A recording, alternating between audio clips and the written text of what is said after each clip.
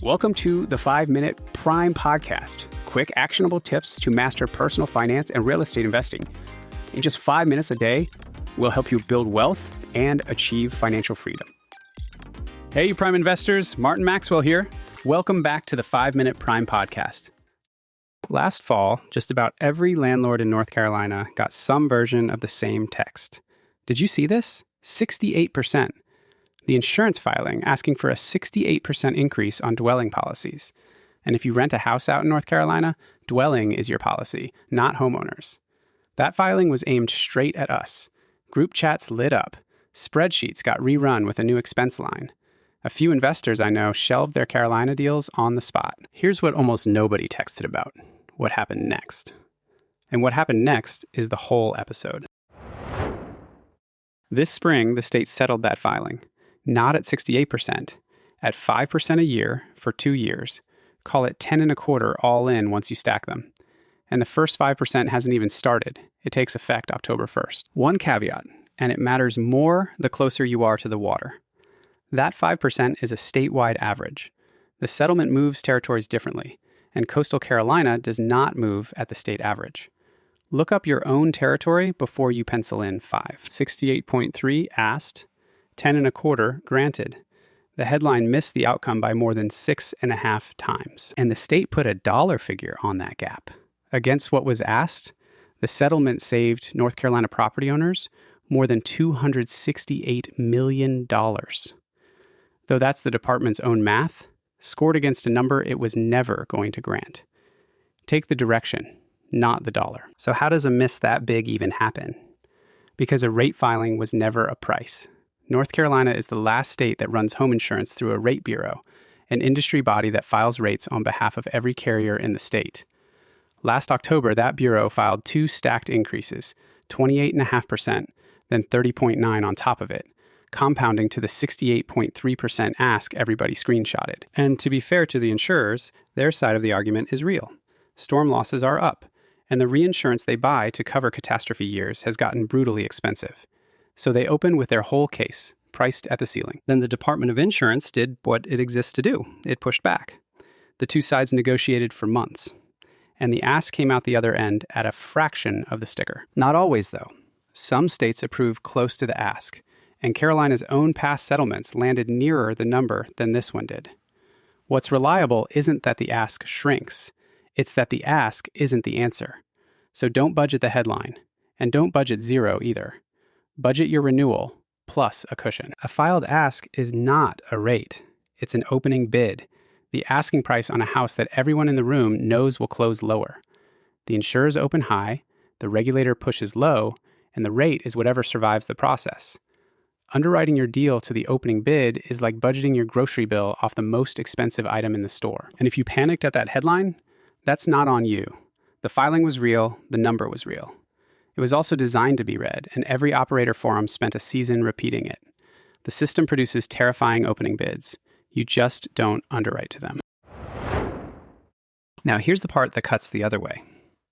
Because if your takeaway is, fine, I'll pencil in 5% instead, North Carolina has one more letter for you, and you've probably already signed it. A big share of coastal Carolina policies aren't written at the state's benchmark rate at all. They're written on something called consent to rate. With your signature, your insurer can legally charge up to 2.5 times the manual rate. And most owners did sign, at closing, somewhere in the stack between the deed and the disclosures. And you can decline to sign one. Know what that means first. Your carrier either writes you at the manual rate, or it lets you go. And out east, being let go usually means the beach plan, the state's insurer of last resort. That's not some fringe backstop. It already writes more than half the wind coverage on the barrier islands. But it's often narrower cover for more money, and it can't write you on consent to rate at all. So shop it first. Don't decline blind. Here's the thing about that letter, though. The law makes it unusually honest. It has to show you both numbers. The premium your policy would cost at the state's approved rate, and the premium you're actually being charged.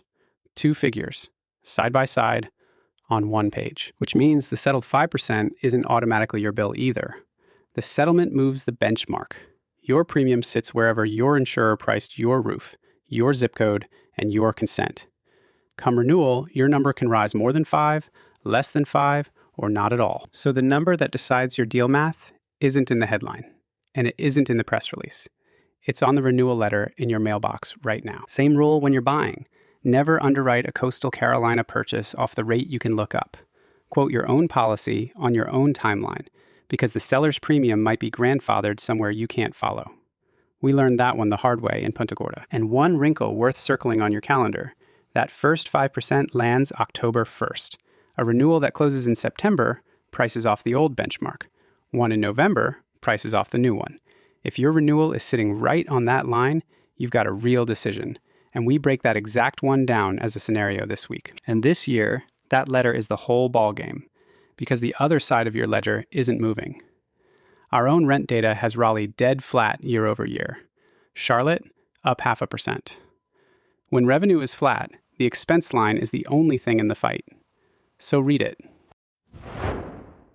One more thing came out of that settlement, and it's the part I actually like. North Carolina added new mitigation credits for fortified roofs in its eastern territories. For the first time, the state that scared everybody with a 68% headline is paying you to make the risk smaller. We watched this lever work just last week. The Punta Gorda insurance quote that doubled, and the wind inspection that clawed a chunk of it back. A fortified roof goes a step further. It's a certified construction standard. Sealed roof deck, ring shank nails, lockdown edges, with a certificate that ensures price. In Alabama, that certificate is worth 20 to 55% off the wind portion of the premium, by law. 2 states will hand you up to $10,000 in grants to build one.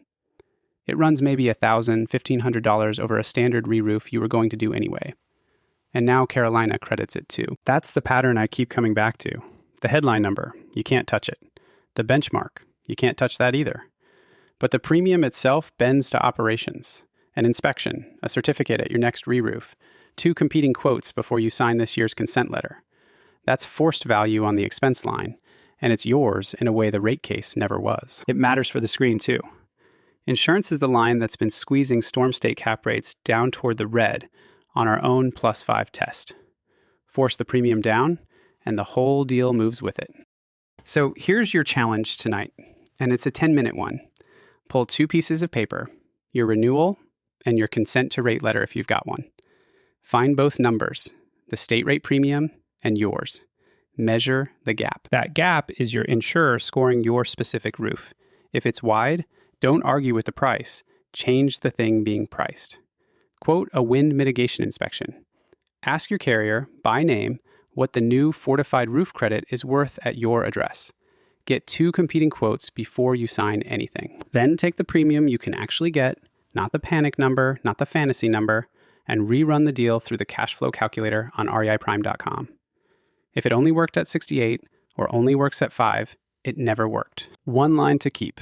A filed ask is not a rate. The ask was 68. The rate was 5.